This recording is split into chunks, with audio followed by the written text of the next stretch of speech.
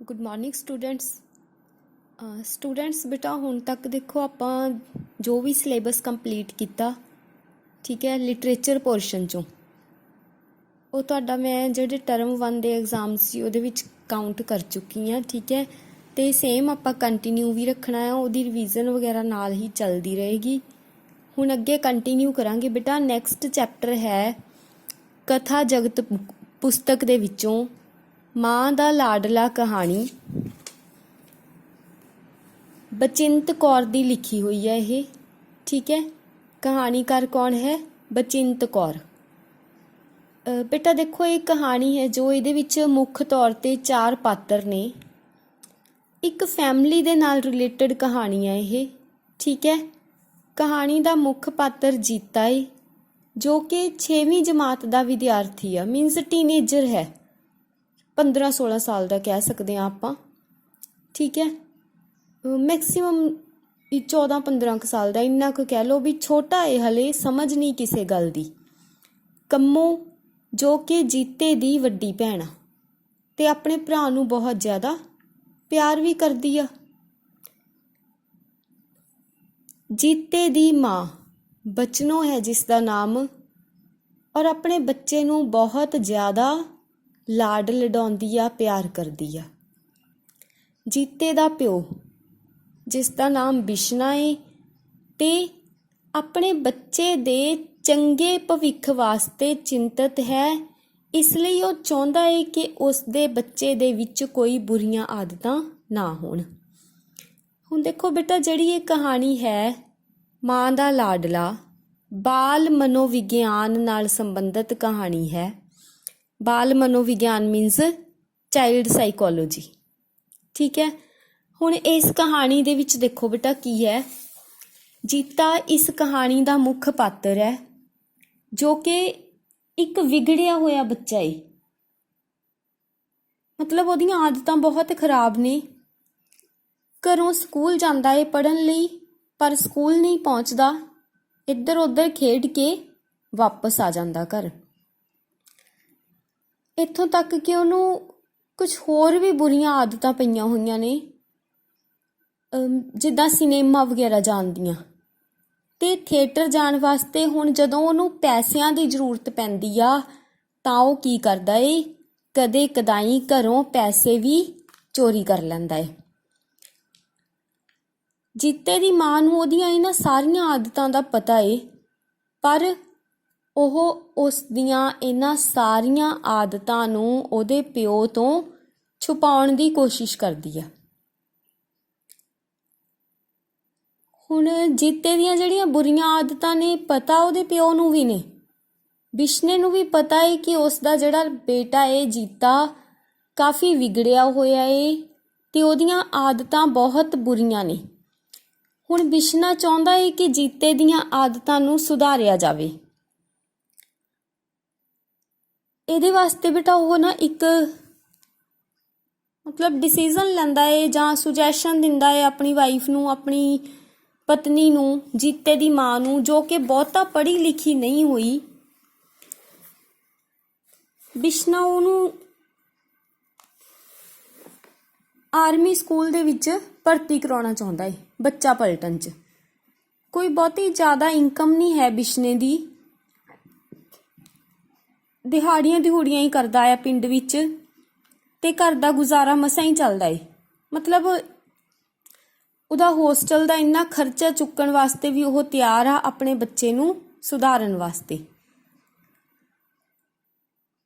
ਹੁਣ ਕਿਉਂਕਿ ਜੀਤੇ ਦੀਆਂ ਆਦਤਾਂ ਨੇ ਜਿਹੜੀਆਂ ਐਕਸੈਪਟੇਬਲ ਨਹੀਂ ਹੈਗੀਆਂ ਬਹੁਤ ਜ਼ਿਆਦਾ ਉਹਦੇ ਵਿੱਚ ਔਗੁਣ ਪੈਦਾ ਹੋ ਚੁੱਕੇ ਨੇ ਤਾਂ ਇਸ ਕਰਕੇ ਜੀਤੇ ਦੀ ਮਾਂ ਆਪਣੇ ਪਤੀ ਦੇ ਨਾਲ ਇਸ ਮਾਮਲੇ ਤੇ ਕੋਈ ਆਰਗੂਮੈਂਟ ਨਹੀਂ ਕਰ ਸਕਦੀ। ਹੁਣ ਅਖੀਰ ਕੀ ਹੁੰਦਾ ਏ ਫੈਸਲਾ ਹੁੰਦਾ ਏ ਕਿ ਜੀਤੇ ਨੂੰ ਬੱਚਾ ਪਲਟਨ ਵਿੱਚ ਭਰਤੀ ਕਰਵਾਇਆ ਜਾਵੇ ਤੇ ਉਹ ਉਹਨੂੰ ਭੇਜ ਦਿੰਦੇ ਆ ਉੱਥੇ ਭਰਤੀ ਕਰਵਾ ਦਿੰਦੇ ਨੇ। ਹੁਣ ਉਸ ਤੋਂ ਬਾਅਦ ਬੇਟਾ ਦੇਖੋ ਕੀ ਹੁੰਦਾ ਆ।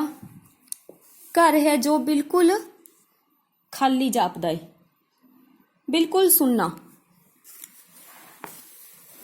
ਘਰ ਦਾ ਜਿਹੜਾ ਸੁੰਨਾਪਨ ਹੈ ਉਹਦੇ ਬਾਰੇ ਸੋਚ ਕੇ ਜੀਤੇ ਦੀ ਭੈਣ ਬੜਾ ਪਰੇਸ਼ਾਨ ਹੁੰਦੀ ਆ ਤੇ ਉਹ ਆਪਣੀ ਮਾਂ ਨੂੰ ਆਖਦੀ ਆ, ਕਹਿੰਦੀ ਬਾਪੂ ਨੇ ਸੈਣੀਆਂ ਦੇ ਬੁੜੇ ਦੇ ਕਹਿਣ ਤੇ, ਕਿਸ ਦੇ ਕਹਿਣ ਤੇ ਉਹਨੂੰ ਭਰਤੀ ਕਰਾਇਆ ਗਿਆ ਸੀਗਾ ਬੱਚਾ ਪਲਟਨ 'ਚ? ਸੈਣੀਆਂ ਦੇ ਬੁੜੇ ਦੇ ਕਹਿਣ ਤੇ। ਕਹਿੰਦੀ ਵੀ ਉਹਦੇ ਕਹਿਣ ਤੇ ਉਦਾਂ ਹੀ ਬਾਪੂ ਨੇ ਜੀਤੇ ਨੂੰ ਬੱਚਾ ਪਲਟਨ 'ਚ ਭਰਤੀ ਕਰਵਾ ਦਿੱਤਾ। ਵੀ ਜਦੋਂ ਜੀਤਾ ਇੱਥੇ ਸੀ ਤਾਂ ਉਹਦੇ ਕਿੰਨੇ ਦੋਸਤ ਆਪਣੇ ਘਰ ਆਉਂਦੇ ਸੀ, ਸਾਰਾ ਦਿਨ ਘਰ 'ਚ ਰੌਣਕ ਲੱਗੀ ਰਹਿੰਦੀ ਸੀ। ਪਰ ਹੁਣ ਜਦੋਂ ਜੀਤਾ ਚਲਾ ਗਿਆ ਤਾਂ ਘਰ ਬਿਲਕੁਲ ਖਾਲੀ ਖਾਲੀ ਹੈ ਤੇ ਕੋਈ ਵੀ ਆਪਣੇ ਘਰ ਵਿੱਚ ਆ ਕੇ ਰਾਜ਼ੀ ਨਹੀਂ ਹੁੰਦਾ। ਤੇ ਜੀਤੇ ਦੀ ਭੈਣ ਆਪਣੀ ਮਾਂ ਨੂੰ ਆਖਦੀ ਆ ਵੀ ਘਰ ਦੀ ਰੌਣਕ ਚੁੱਕਣ ਦਾ ਜਿਹੜਾ ਕਾਰਨ ਹੈ ਉਹ ਬਾਪੂ ਆ। ਮਤਲਬ ਉਹਨੂੰ ਜ਼ਿੰਮੇਵਾਰ ਸਮਝਦੀ ਆ ਘਰ ਦੀ ਰੌਣਕ ਖਤਮ ਕਰਨ ਵਾਸਤੇ। ਹੁਣ ਕੰਮੋਂ ਤਾਂ ਆਪਣੇ ਮਨ ਦੀ ਗੱਲ ਕਹਿ ਕੇ ਉੱਠ ਖੜਦੀ ਆ, ਪਰ ਬਚਨੋਂ ਉਹਦੀ ਕਿਸੇ ਵੀ ਗੱਲ ਦਾ ਕੋਈ ਜਵਾਬ ਨਹੀਂ ਦਿੰਦੀ। ਕਿਉਂ? ਕਿਉਂਕਿ ਉਹ ਨਹੀਂ ਚਾਹੁੰਦੀ ਕਿ ਕੰਮੋਂ ਦੇ ਸਾਹਮਣੇ ਉਹਦਾ ਕੋਈ ਵੀ ਦੁੱਖ ਨਜ਼ਰ ਆਵੇ। ਤੇ ਇਸ ਤੋਂ ਬਾਅਦ ਕੰਮੋਂ ਵੀ ਕੋਈ ਖਾਸ ਗੱਲ ਨਹੀਂ ਕਰਦੀ, ਉਹ ਵੀ ਆਪਣੇ ਕੰਮ ਕਰਨ ਲੱਗ ਜਾਂਦੀ ਆ। ਮੀਨਸ ਦੋਵੇਂ ਮਾਵਾਂ ਧੀਆਂ ਇੱਕ ਦੂਜੇ ਤੋਂ ਆਪਣਾ ਦੁੱਖ ਛੁਪਾਉਣ ਦੀ ਕੋਸ਼ਿਸ਼ ਕਰਦੀਆਂ ਨੇ। ਦੁੱਖ ਦੋਨਾਂ ਨੂੰ ਹੈ ਕਿ ਜੀਤਾ ਹੁਣ ਘਰ ਦੇ ਵਿੱਚ ਨਹੀਂ ਹੈਗਾ, ਪਰ ਦੋਵੇਂ ਇੱਕ ਦੂਜੇ ਤੋਂ ਆਪਣਾ ਦੁੱਖ ਛੁਪਾਉਂਦੀਆਂ ਨੇ। ਹੁਣ ਦੇਖੋ ਬੇਟਾ, ਜੀਤੇ ਦੀ ਮਾਂ ਨੂੰ ਵੀ ਪਤਾ ਸੀ ਕਿ ਜੀਤੇ ਨੂੰ ਬੱਚਾ ਪਲਟਨ ਵਿੱਚ ਭਰਤੀ ਕਰਾਉਣਾ ਜ਼ਰੂਰੀ ਹੈ। ਇਹ ਉਹਦੀ ਮਜਬੂਰੀ ਬਣ ਗਈ ਸੀ। ਇੱਕ ਤਾਂ ਇਸ ਵਾਸਤੇ ਵੀ ਜੀਤੇ ਨੂੰ ਸੁਧਾਰਿਆ ਜਾਵੇ, ਤੇ ਦੂਜਾ ਇਹਦਾ ਸਭ ਤੋਂ ਵੱਡਾ ਰੀਜ਼ਨ ਕੀ ਸੀ? ਬਾਪੂ ਨੇ ਧਮਕੀ ਦਿੱਤੀ ਸੀ। ਬਾਪੂ ਕੌਣ? ਜੀਤੇ ਦਾ ਪਿਓ ਬਿਸ਼ਨੇ ਨੇ ਧਮਕੀ ਦਿੱਤੀ ਸੀ। ਕਿਸ ਨੂੰ? ਆਪਣੀ ਪਤਨੀ ਨੂੰ। ਔਰ ਧਮਕੀ ਕੀ ਦਿੱਤੀ ਸੀ ਕਿ ਜੇ ਉਸਨੇ ਜੀਤੇ ਨੂੰ ਬੱਚਾ ਪਲਟਨ ਵਿੱਚ ਭਰਤੀ ਕਰਾਉਣ ਵਾਸਤੇ ਹਾਮੀ ਨਾ ਭਰੀ ਤਾਂ ਇਸ ਘਰ ਵਿੱਚ ਜਾਂ ਤਾਂ ਜੀਤਾ ਰਹੇਗਾ ਤੇ ਜਾਂ ਫਿਰ ਬਿਸ਼ਨਾ। ਹੁਣ ਜਦੋਂ ਬਿਸ਼ਨੇ ਦੀ ਇਹ ਧਮਕੀ ਸੁਣੀ ਬਚਨੋਂ ਨੇ, ਤਾਂ ਉਹ ਜੀਤੇ ਨੂੰ ਬੱਚਾ ਪਲਟਨ ਵਿੱਚ ਭਰਤੀ ਕਰਾਉਣ ਵਾਸਤੇ ਤਿਆਰ ਹੋ ਗਈ ਤੇ ਉਹਨੇ ਆਪਣੀ ਪਤੀ ਦਾ ਕਿਸੇ ਵੀ ਪੱਖ ਤੋਂ ਵਿਰੋਧ ਨਹੀਂ ਕੀਤਾ। ਹੁਣ ਜਦੋਂ ਉਹਨੂੰ ਜੀਤੇ ਨੂੰ ਬੱਚਾ ਪਲਟਨ 'ਚ ਭਰਤੀ ਕਰਾਉਣ ਦਾ ਫੈਸਲਾ ਹੋ ਗਿਆ ਘਰ ਦੇ ਵਿੱਚ, ਤਾਂ ਜੀਤੇ ਦੀ ਮਾਂ ਦੀਆਂ ਰਾਤਾਂ ਦੀ ਨੀਂਦ ਉੱਡ ਗਈ। ਉਹਦੇ ਜਾਣ ਦਾ ਦਰਦ ਨਾ ਉਹਦੇ ਮਨ ਦੇ ਵਿੱਚ ਇੰਨਾ ਗਹਿਰਾ ਬੈਠ ਗਿਆ ਸੀ ਵੀ ਉਹਦੇ ਜਾਣ ਤੋਂ ਕਈ ਰਾਤਾਂ ਪਹਿਲਾਂ ਤੋਂ ਹੀ ਉਹਨੇ ਸੌਣਾ ਬੰਦ ਕਰ ਦਿੱਤਾ ਸੀ ਬਚਨੋਂ ਨੇ। ਉਹ ਅੱਧੀ ਰਾਤ ਨੂੰ ਮਲੱਕੜੇ ਜੇ ਉੱਠਦੀ ਤੇ ਜਾ ਕੇ ਜੀਤੇ ਦੇ ਨਾਲ ਸੌਂ ਜਾਂਦੀ। ਜਦੋਂ ਉਹ ਦੇਖਦੀ ਨਾ ਵੀ ਸਾਰੇ ਸੌਂ ਗਏ, ਉਹ ਅੱਧੀ ਰਾਤ ਨੂੰ ਉੱਠਦੀ ਤੇ ਜੀਤੇ ਦੇ ਮੰਜੇ ਤੇ ਜਾ ਕੇ ਪੈ ਜਾਂਦੀ। ਕਿੰਨੀ ਕਿੰਨੀ ਦੇਰ ਉਹ ਜੀਤੇ ਨੂੰ ਜੱਫੀ ਪਾ ਕੇ ਪਈ ਰਹਿੰਦੀ, ਉਸਦਾ ਮੂੰਹ ਪਲੋਸਦੀ ਰਹਿੰਦੀ, ਉਹਦੀਆਂ ਗੱਲਾਂ ਪਲੋਸਦੀ ਰਹਿੰਦੀ, ਉਹਦਾ ਸਿਰ ਪਲੋਸਦੀ ਰਹਿੰਦੀ ਤੇ ਆਪਣੇ ਪਿਆਰ ਦਾ ਇਜ਼ਹਾਰ ਕਰਦੀ। ਔਰ ਜਿਉਂ ਹੀ ਤੜਕੇ ਮੰਦਰ ਦੇ ਵਿੱਚੋਂ ਸ਼ੰਖ ਵੱਜਣ ਦੀ ਆਵਾਜ਼ ਆਉਂਦੀ ਤਾਂ ਉਹ ਜੀਤੇ ਕੋਲੋਂ ਉੱਠਦੀ ਤੇ ਆਪਣੇ ਮੰਜੇ ਤੇ ਜਾ ਕੇ ਪੈ ਜਾਂਦੀ। ਐਕਚੁਅਲ ਵਿੱਚ ਉਹ ਨਹੀਂ ਸੀ ਚਾਹੁੰਦੀ ਕਿ ਉਹਦੇ ਪਤੀ ਨੂੰ ਉਸ ਦੀਆਂ ਇਹਨਾਂ ਹਰਕਤਾਂ ਦਾ ਪਤਾ ਲੱਗੇ, ਕਿਉਂਕਿ ਉਹਨੂੰ ਪਤਾ ਸੀ ਕਿ ਉਹਦੇ ਪਤੀ ਨੇ ਫੇਰ ਤੋਂ ਨਾਰਾਜ਼ ਹੋਣਾ ਏ ਔਰ ਉਸਨੇ ਫੇਰ ਇਹ ਇਲਜ਼ਾਮ ਲਗਾਉਣਾ ਏ ਕਿ ਤੇਰੀਆਂ ਇਹਨਾਂ ਹੀ ਆਦਤਾਂ ਕਾਰਨ ਜੀਤਾ ਏ ਜੋ ਵਿਗੜਿਆ ਹੋਇਆ ਏ। ਹੁਣ ਇੱਕ ਦਿਨ ਦੇਖੋ ਬੇਟਾ ਕੀ ਹੋਇਆ। ਉਦਾਂ ਹੀ ਰਾਤ ਕਾਫੀ ਹੋ ਚੁੱਕੀ ਸੀ, ਸਾਰੇ ਸੌਂ ਚੁੱਕੇ ਸੀ। ਦੇਖੋ ਨਾ ਭੁੱਲਣ ਵਾਲੀ ਰਾਤ ਆਈ। ਨਾ ਭੁੱਲਣ ਵਾਲੀ ਕਿਉਂ? ਬਚਨੋਂ ਆਪਣੇ ਮੰਜੇ ਤੋਂ ਉੱਠੀ ਤੇ ਆਪਣੇ ਮੰਜੇ ਤੋਂ ਉੱਠ ਕੇ ਉਹ ਚੁੱਪਚਾਪ ਜਾ ਕੇ ਜੀਤੇ ਦੇ ਨਾਲ ਪੈ ਗਈ। ਹੁਣ ਜਦੋਂ ਜੀਤੇ ਦੇ ਨਾਲ ਲੇਟੀ ਜਾ ਕੇ ਉਹਦੇ ਮੰਜੇ ਤੇ, ਤਾਂ ਜੀਤਾ ਚੰਗੀ ਤਰ੍ਹਾਂ ਹਾਲੇ ਸੁੱਤਾ ਨਹੀਂ ਸੀ, ਉਹ ਨੀਂਦਰੇ ਵਿੱਚ ਸੀਗਾ। ਤਾਂ ਜੀਤੇ ਨੇ ਨਾ ਰੌਲਾ ਪਾ ਦਿੱਤਾ ਚੋਰ ਚੋਰ ਕਹਿ ਕੇ ਹੁਣ ਜੀਤੇ ਦੀ ਮਾਂ ਨੇ ਉਹਨੂੰ ਇੱਕਦਮ ਚੁੱਪ ਕਰਵਾਇਆ ਤੇ ਉਹਨੂੰ ਆਖਣ ਲੱਗੀ ਕਿ ਨਹੀਂ ਬੇਟਾ, ਚੋਰ ਨਹੀਂ ਹੈਗਾ ਮੈਂ ਆ, ਪੈ ਜਾ ਚੁੱਪ ਕਰਕੇ। ਉਹਨਾਂ ਦਾ ਰੌਲਾ ਸੁਣ ਕੇ ਕੰਮੋ ਵੀ ਜਾਗ ਪਈ ਸੀ ਤੇ ਉਹ ਵੀ ਪੁੱਛਣ ਲੱਗੀ ਕੌਣ ਕੌਣ, ਕੀ ਹੋ ਗਿਆ। ਜੀਤੋ ਨੇ ਬਚਨੋਂ ਨੇ ਦੋਵਾਂ ਨੂੰ ਚੁੱਪ ਕਰਾਇਆ, ਜੀਤੋ ਤੇ ਕੰਮੋ ਨੂੰ, ਵੀ ਨਹੀਂ ਕੋਈ ਨਹੀਂ ਹੈ ਬੇਟਾ, ਸੌਂ ਜਾਓ, ਹਾਲੇ ਰਾਤ ਹੈ। ਤੇ ਉਹ ਦੋਵੇਂ ਬੱਚੇ ਚੁੱਪਚਾਪ ਸੌਂ ਗਏ।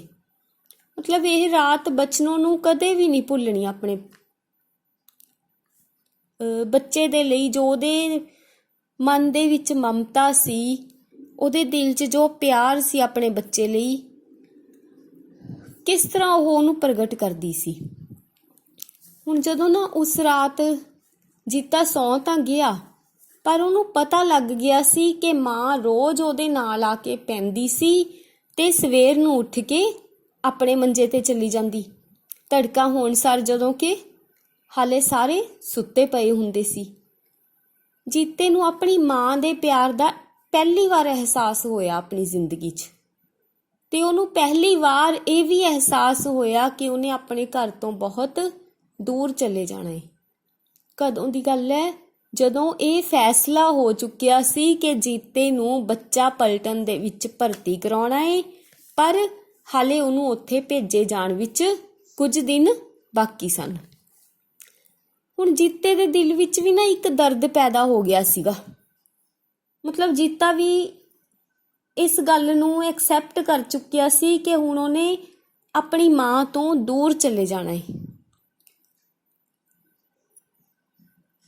ਹੁਣ ਬੇਟਾ ਦੇਖੋ, ਉਹ ਵੀ ਦਿਨ ਆ ਗਿਆ ਜਦੋਂ ਜੀਤੇ ਨੇ ਚਲੇ ਜਾਣਾ ਸੀ, ਤੇ ਫਿਕਸ ਡੇ ਦੇ ਉੱਪਰ, ਨਿਸ਼ਚਿਤ ਦਿਨ ਦੇ ਉੱਤੇ ਜੀਤੇ ਦਾ ਪਿਤਾ ਉਸ ਨੂੰ ਬੱਚਾ ਪਲਟਣ ਵਿੱਚ ਭਰਤੀ ਕਰਵਾਇਆ, ਜਾ ਕੇ ਹੋਸਟਲ ਵਿੱਚ ਛੱਡ ਆਇਆ। ਹੁਣ ਜਦੋਂ ਜੀਤਾ ਚਲਾ ਗਿਆ ਤਾਂ ਘਰ ਦੇ ਵਿੱਚ ਬਿਲਕੁਲ ਜਿਵੇਂ ਨਾ ਵੀਰਾਨਗੀ ਛਾਈ ਹੁੰਦੀ ਆ, ਬਿਲਕੁਲ ਚੁੱਪ, ਸ਼ਾਂਤ, ਇੰਨਾ ਸ਼ਾਂਤ ਮਾਹੌਲ ਕਿ ਕਿਸੇ ਦੇ ਖੇਡਣ ਦੀ ਆਵਾਜ਼ ਨਹੀਂ ਸੀ ਆਉਂਦੀ, ਕਿਸੇ ਦੇ ਬੋਲਣ ਦੀ ਆਵਾਜ਼ ਨਹੀਂ ਸੀ ਆਉਂਦੀ, ਤੇ ਹਰ ਸਮੇਂ ਜੀਤੇ ਦੇ ਵਿਛੋੜੇ ਦਾ ਦਰਦ ਕੰਮੋ ਤੇ ਉਸ ਦੀ ਮਾਂ ਦੇ ਦਿਲ ਵਿੱਚ ਬਣਿਆ ਰਹਿੰਦਾ। ਪਰ ਦੋਵੇਂ ਇੱਕ ਦੂਜੇ ਤੋਂ ਆਪਣਾ ਦਰਦ ਛੁਪਾਉਣ ਦੀ ਕੋਸ਼ਿਸ਼ ਕਰਦੀਆਂ, ਇੱਕ ਦੂਜੇ ਨਾਲੋਂ ਆਪਣਾ ਦਰਦ ਸਾਂਝਾ ਨਾ ਕਰ ਸਕਦੀਆਂ, ਇਹ ਸੋਚ ਕੇ ਕਿ ਮਾਂ ਰੋਏਗੀ, ਜਾਂ ਫਿਰ ਮਾਂ ਇਹ ਸੋਚ ਲੈਂਦੀ ਕਿ ਜੇ ਕੰਮੋ ਨੂੰ ਇਹ ਗੱਲ ਪਤਾ ਲੱਗੀ ਤਾਂ ਕੰਮੋ ਰੋਏਗੀ। ਭਾਵ ਕਿ ਦੋਵੇਂ ਇੱਕ ਦੂਜੇ ਦੇ ਸਾਹਮਣੇ ਸਟਰੋਂਗ ਬਣੀਆਂ ਰਹਿੰਦੀਆਂ, ਇੱਕ ਦੂਜੇ ਦੇ ਸਾਹਮਣੇ, ਮਤਲਬ ਕਿ ਜਿਵੇਂ ਕਹਿ ਲਈਏ ਕਿ ਨਾ ਝੂਠੀ ਜਿਹੀ ਤਾਕਤ ਦਿਖਾਉਣਾ, ਵੀ ਇਹ ਸ਼ੋਅ ਕਰਨਾ ਕਿ ਨਹੀਂ, ਜੋ ਹੋਇਆ ਏ ਸਹੀ ਹੋਇਆ ਏ, ਉਸ ਦੀ ਸਾਨੂੰ ਜ਼ਰੂਰਤ ਸੀ। ਹੁਣ ਇੱਕ ਦਿਨ ਨਾ ਜਦੋਂ ਕੰਮੋ ਤੋਂ ਆਪਣੀ ਮਾਂ ਦਾ ਦਰਦ ਬਰਦਾਸ਼ਤ ਨਹੀਂ ਹੁੰਦਾ, ਤਾਂ ਕੰਮੋ ਨਾ ਆਪਣੀ ਮਾਂ ਨੂੰ ਕਹਿੰਦੀ ਵੀ ਜੇ ਤੈਨੂੰ ਇੰਨਾ ਹੀ ਦਰਦ ਸੀ ਵੀ ਤੂੰ ਜੀਤੇ ਨੂੰ ਨਹੀਂ ਭੇਜਣਾ ਚਾਹੁੰਦੀ ਸੀ, ਤਾਂ ਫਿਰ ਤੂੰ ਆਪਣੇ ਪਤੀ ਨੂੰ ਇਸ ਬਾਰੇ ਦੱਸਿਆ ਕਿਉਂ ਨਹੀਂ। ਕੰਮੋ ਚਾਹੁੰਦੀ ਸੀ ਵੀ ਮਾਂ ਉਹਨੂੰ ਬੋਲ ਕੇ ਕਹਿ ਦਿੰਦੀ ਬਿਸ਼ਨੇ ਨੂੰ ਕਿ ਜੀਤੇ ਨੂੰ ਕਿਤੇ ਵੀ ਨਹੀਂ ਭੇਜਣਾ, ਪਰ ਬਚਨੋਂ ਨੂੰ ਬਿਸ਼ਨੇ ਦੀਆਂ ਧਮਕੀਆਂ ਯਾਦ ਸਨ। ਕਿਹੜੀ ਧਮਕੀ ਦਿੱਤੀ ਸੀ ਬਿਸ਼ਨੇ ਨੇ? ਕਿਹੜੀ ਧਮਕੀ ਦਿੱਤੀ ਸੀ? ਘਰ ਤੋਂ ਚਲੇ ਜਾਣ ਦੀ ਧਮਕੀ। ਕੀ ਕਿਹਾ ਸੀ ਬਿਸ਼ਨੇ ਨੇ? ਵੀ ਘਰ ਦੇ ਵਿੱਚ ਜਾਂ ਤਾਂ ਜੀਤਾ ਰਹੇਗਾ ਤੇ ਜਾਂ ਫਿਰ ਬਿਸ਼ਨਾ ਰਹੇਗਾ। ਹੁਣ ਇੱਕ ਮਾਂ ਇਹ ਗੱਲ ਕਿਸ ਤਰ੍ਹਾਂ ਬਰਦਾਸ਼ਤ ਕਰ ਸਕਦੀ ਆ ਕਿ ਘਰ ਦੇ ਵਿੱਚੋਂ ਉਸਦੇ ਬੱਚੇ ਦੇ ਮਤਲਬ ਉਹਦੇ ਬੱਚੇ ਦੀ ਮੌਜੂਦਗੀ ਦੇ ਵਿੱਚ ਉਹਦਾ ਪਤੀ ਘਰ ਦੇ ਵਿੱਚ ਨਾ ਰਵੇ, ਵੀ ਉਹ ਆਪਣੇ ਬੱਚੇ ਦੇ ਲਈ ਆਪਣੇ ਪਤੀ ਨੂੰ ਵੀ ਨਹੀਂ ਸੀ ਖੋਣਾ ਚਾਹੁੰਦੀ। ਤੇ ਉਹਨੂੰ ਇਹ ਵੀ ਪਤਾ ਸੀ ਕਿ ਜੋ ਫੈਸਲਾ ਬਿਸ਼ਨੇ ਨੇ ਲਿਆ ਏ ਉਹ ਕਿਸ ਵਾਸਤੇ ਲਿਆ ਏ, ਜੀਤੇ ਦੀ ਭਲਾਈ ਵਾਸਤੇ। ਇਸ ਕਰਕੇ ਉਹਨੂੰ ਬਿਸ਼ਨੇ ਦੀਆਂ ਧਮਕੀਆਂ ਨੂੰ ਮੰਨਣਾ ਪਿਆ ਤੇ ਜੀਤੇ ਨੂੰ ਬੱਚਾ ਪਲਟਣ ਵਿੱਚ ਭੇਜਣ ਵਾਸਤੇ ਤਿਆਰ ਹੋਣਾ ਪਿਆ। ਹੁਣ ਦੇਖੋ ਬੇਟਾ, ਇਸ ਤੋਂ ਬਾਅਦ ਕੀ ਹੁੰਦਾ, ਜਦੋਂ ਜੀਤਾ ਚਲਾ ਗਿਆ ਤਾਂ ਉਹਦੇ ਜਾਣ ਤੋਂ ਬਾਅਦ ਅਕਸਰ ਗਲੀ ਵਿੱਚੋਂ ਨਾ ਬੱਚਿਆਂ ਦੇ ਖੇਡਣ ਦੀ ਆਵਾਜ਼ ਆਉਂਦੀ। ਜਦੋਂ ਬੱਚੇ ਗਲੀ ਵਿੱਚ ਖੇਡ ਰਹੇ ਹੁੰਦੇ ਤਾਂ ਉਹਦੇ ਨਾਲ ਕੀ ਹੁੰਦਾ ਬੇਟਾ, ਅਕਸਰ ਹੀ ਜੀਤੇ ਦੀ ਮਾਂ ਨੂੰ ਇਹ ਭੁਲੇਖਾ ਪੈਂਦਾ ਵੀ ਜਿੱਦਾਂ ਬੱਚੇ ਗੇਟ ਤੇ ਖੜ ਕੇ ਜੀਤੇ ਨੂੰ ਆਵਾਜ਼ਾਂ ਮਾਰ ਰਹੇ ਹੋਣ, ਤੇ ਉਹ ਭੱਜੀ ਭੱਜੀ ਗੇਟ ਖੋਲ੍ਹਣ ਜਾਂਦੀ। ਪਰ ਜਦੋਂ ਉਹ ਗੇਟ ਖੋਲ੍ਹ ਕੇ ਦੇਖਦੀ ਤਾਂ ਉਹਨੂੰ ਗੇਟ ਦੇ ਉੱਤੇ ਕੋਈ ਵੀ ਨਜ਼ਰ ਨਾ ਆਉਂਦਾ, ਕਿਉਂਕਿ ਹੁਣ ਕੋਈ ਵੀ ਬੱਚਾ ਉਹਨਾਂ ਦੇ ਘਰ ਵਿੱਚ ਨਹੀਂ ਸੀ ਆਉਂਦਾ। ਸਾਰੇ ਬੱਚੇ ਆਪੋ ਆਪਣੇ ਯਾਰਾਂ ਮਿੱਤਰਾਂ ਦੇ ਨਾਲ ਮਸਤ ਹੋ ਚੁੱਕੇ ਸਨ ਤੇ ਸਾਰੇ ਜੀਤੇ ਨੂੰ ਭੁੱਲ ਵੀ ਚੁੱਕੇ ਸਨ। ਜਦੋਂ ਵੀ ਨਾ ਉਹਨੂੰ ਅਜਿਹਾ ਅਹਿਸਾਸ ਹੁੰਦਾ ਕਿ ਜੀਤੇ ਦੇ ਦੋਸਤ ਉਹਨੂੰ ਬੁਲਾਉਣ ਆਏ ਨਹੀਂ, ਉਹ ਹਮੇਸ਼ਾ ਗੇਟ ਖੋਲ੍ਹ ਕੇ ਦੇਖਦੀ ਪਰ ਬਾਹਰ ਕੋਈ ਵੀ ਨਾ ਹੁੰਦਾ। ਉਹਦੀਆਂ ਅੱਖਾਂ 'ਚੋਂ ਆਪ ਮੁਹਾਰੇ ਅੱਥਰੂ ਆ ਜਾਂਦੇ। ਹੁਣ ਉਹ ਇਹਨਾਂ ਅੱਥਰੂਆਂ ਨੂੰ ਕੰਮੋਂ ਤੋਂ ਵੀ ਛੁਪਾ ਕੇ ਰੱਖਣਾ ਚਾਹੁੰਦੀ ਸੀ, ਕਿਉਂਕਿ ਉਹ ਨਹੀਂ ਸੀ ਚਾਹੁੰਦੀ ਕਿ ਉਹਦੇ ਇਹ ਅੱਥਰੂ ਕੰਮੋਂ ਦੇ ਸਾਹਮਣੇ ਆਉਣ ਤੇ ਕੰਮੋਂ ਵੀ ਕਮਜ਼ੋਰ ਪੈ ਜਾਵੇ। ਹੁਣ ਜਦੋਂ ਵੀ ਨਾ ਕੰਮੋਂ ਦੇਖਦੀ ਵੀ ਮਾਂ ਉਦਾਸ ਹੈ ਤਾਂ ਬਚਨੋਂ ਕੀ ਕਰਦੀ, ਕੰਮੋਂ ਨੂੰ ਉਸ ਦੀਆਂ ਸਹੇਲੀਆਂ ਦੇ ਘਰ ਭੇਜ ਦਿੰਦੀ, ਇਹ ਕਹਿ ਕੇ ਕਿ ਜਾ ਕੇ ਦਰੀ ਬੁਣ ਲਾ ਜਾਂ ਫਿਰ ਚਾਦਰਾਂ ਕਢਾਈ ਕਰ ਲਾ। ਮੀਨਸ ਕਿ ਜਿਵੇਂ ਪੁਰਾਣੇ ਸਮਿਆਂ ਦੇ ਵਿੱਚ ਕੁੜੀਆਂ ਆਪਣੇ ਦਾਜ ਦਹੇਜ ਦਾ ਸਮਾਨ ਤਿਆਰ ਕਰਦੀਆਂ ਸੀ, ਜੀਤੇ ਦੀ ਭੈਣ ਕੰਮੋਂ ਵੀ ਅਜਿਹਾ ਹੀ ਸਮਾਨ ਤਿਆਰ ਕਰ ਰਹੀ ਸੀ। ਮੀਨਸ ਆਪਣੀਆਂ ਸਹੇਲੀਆਂ ਦੇ ਨਾਲ ਮਿਲ ਕੇ ਉਹ ਵੀ ਦਰੀਆਂ ਚਾਦਰਾਂ ਤਿਆਰ ਕਰਦੀ। ਤੇ ਜਿਉਂ ਹੀ ਕੰਮੋਂ ਆਪਣਾ ਸਮਾਨ ਲੈ ਕੇ ਆਪਣੀਆਂ ਸਹੇਲੀਆਂ ਦੇ ਘਰ ਜਾਂਦੀ ਤਾਂ ਜੀਤੇ ਦੀ ਮਾਂ ਉਹਦੇ ਜਾਣ ਤੋਂ ਬਾਅਦ ਫੁੱਟ ਕੇ ਰੋਂਦੀ, ਕਿਉਂਕਿ ਇਸ ਸਮੇਂ ਉਹਨੂੰ ਦੇਖਣ ਵਾਲਾ ਕੋਈ ਵੀ ਨਹੀਂ ਸੀ ਹੁੰਦਾ। ਹੁਣ ਇੱਕ ਦਿਨ ਬੇਟਾ ਦੇਖੋ ਕੀ ਹੋਇਆ, ਜਦੋਂ ਨਾ ਬਚਨੋਂ ਰੋ ਰਹੀ ਸੀ ਬੈਠੀ। ਕਿਉਂ ਰੋ ਰਹੀ ਸੀ? ਜੀਤੇ ਨੂੰ ਯਾਦ ਕਰਕੇ। ਤੇ ਕੰਮੋਂ ਗਈ ਹੋਈ ਸੀ ਆਪਣੀਆਂ ਸਹੇਲੀਆਂ ਦੇ ਘਰ।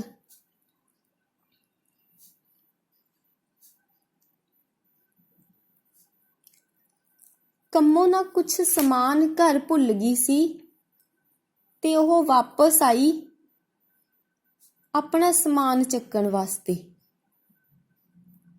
ਜਦੋਂ ਉਹ ਘਰੇ ਵਾਪਸ ਆਈ ਤਾਂ ਉਹ ਕੀ ਦੇਖਦੀ ਆ ਕਿ ਉਸ ਦੀ ਮਾਂ ਅੰਦਰ ਸਟੋਰ ਵਿੱਚ ਵੜ ਕੇ ਇਕੱਲੀ ਹੀ ਰੋ ਰਹੀ ਆ। ਕੰਮੋਂ ਨੂੰ ਬੜਾ ਦੁੱਖ ਲੱਗਦਾ ਆ ਆਪਣੀ ਮਾਂ ਦੀ ਇਹ ਹਾਲਤ ਦੇਖ ਕੇ, ਤੇ ਉਹ ਮਾਂ ਨੂੰ ਘੁੱਟ ਕੇ ਜੱਫੀ ਪਾ ਲੈਂਦੀ ਆ ਔਰ ਨਾਲ ਹੀ ਨਾ ਕੰਮੋਂ ਆਪਣੀ ਮਾਂ ਨੂੰ ਸਮਝਾਉਣ ਦੀ ਕੋਸ਼ਿਸ਼ ਕਰਦੀ ਆ। ਕਹਿੰਦੀ ਵੀ ਮਾਂ, ਜੇ ਤੇਰਾ ਜੀ ਨਹੀਂ ਸੀ ਕਰਦਾ ਤੂੰ ਬਾਪੂ ਨੂੰ ਮਨਾ ਕਰ ਦੇਣਾ ਸੀ ਕਿ ਅਸੀਂ ਇਹਨੂੰ ਬੱਚਾ ਪਲਟਣ ਵਿੱਚ ਭਰਤੀ ਨਹੀਂ ਕਰਾਉਣਾ। ਪਰ ਕੰਮੋਂ ਨੂੰ ਇਹ ਵੀ ਪਤਾ ਸੀ ਕਿ ਬਚਨੋਂ ਦੀ ਬਿਸ਼ਨੇ ਅੱਗੇ ਬੋਲਣ ਦੀ ਹਿੰਮਤ ਹੀ ਨਹੀਂ ਸੀ ਕਿ ਉਹ ਉਹਨੂੰ ਕਹਿ ਦੇਵੇ ਕਿ ਅਸੀਂ ਇਹਨੂੰ ਭਰਤੀ ਨਹੀਂ ਕਰਵਾਉਣਾ। ਭਾਵ ਕਿ ਨਾ ਚਾਹੁੰਦੇ ਹੋਏ ਵੀ ਉਹਨੂੰ ਆਪਣੇ ਪਤੀ ਦੀ ਇਸ ਜਿੱਦ ਨੂੰ ਮੰਨਣਾ ਪਿਆ ਕਿ ਜੀਤੇ ਨੂੰ ਬੱਚਾ ਪਲਟਣ ਵਿੱਚ ਭਰਤੀ ਕਰਵਾਇਆ ਜਾਵੇ। ਹੁਣ ਕੰਮੋਂ ਨੂੰ ਵੀ ਇਹ ਗੱਲ ਦਾ ਪਤਾ ਸੀ ਕਿ ਮਾਂ ਨਹੀਂ ਸੀ ਰੋਕ ਸਕਦੀ ਜੀਤੇ ਨੂੰ, ਤਾਂ ਫਿਰ ਇਸ ਤੋਂ ਬਾਅਦ ਦੇਖੋ ਬੇਟਾ ਕੰਮੋਂ ਕੀ ਕਰਦੀ ਆ, ਆਪਣੀ ਮਾਂ ਨੂੰ ਸਮਝਾਉਂਦੀ ਆ। ਕਹਿੰਦੀ ਮਾਂ, ਤੈਨੂੰ ਲੱਗਦਾ ਏ ਕਿ ਜੀਤਾ ਆਪਣੇ ਪਿਤਾ ਦੀ ਸਖਤੀ ਕਰਕੇ ਵਿਗੜਿਆ ਏ, ਕਿਉਂਕਿ ਬਿਸ਼ਨੇ ਦਾ ਸੁਭਾਅ ਬਹੁਤ ਜ਼ਿਆਦਾ ਸਖਤ ਸੀ। ਉਹ ਆਪਣੇ ਬੱਚਿਆਂ ਦੇ ਉੱਪਰ ਬਹੁਤ ਪਾਬੰਦੀਆਂ ਲਗਾ ਕੇ ਰੱਖਦਾ ਸੀ। ਕਿਸੇ ਵੀ ਕਿਸਮ ਦੀ ਖੁੱਲ੍ਹ ਖੇਡ ਉਹਨਾਂ ਬੱਚਿਆਂ ਨੂੰ ਨਹੀਂ ਸੀ ਮਿਲੀ ਹੋਈ।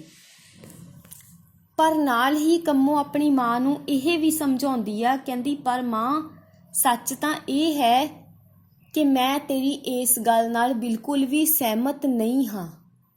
ਕਹਿੰਦੀ ਹਾਂ, ਇਹ ਇੱਕ ਕਾਰਨ ਜ਼ਰੂਰ ਹੈ ਕਿ ਪਿਤਾ ਸਖਤ ਹੈ, ਪਰ ਕਹਿੰਦੀ ਜੀਤੇ ਦੇ ਵਿਗੜਨ ਦਾ ਇੱਕ ਕਾਰਨ ਇਹ ਵੀ ਹੈ ਕਿ ਤੂੰ ਉਸ ਨੂੰ ਹੱਦ ਤੋਂ ਵੱਧ ਲਾਡ ਪਿਆਰ ਕੀਤਾ ਹੈ।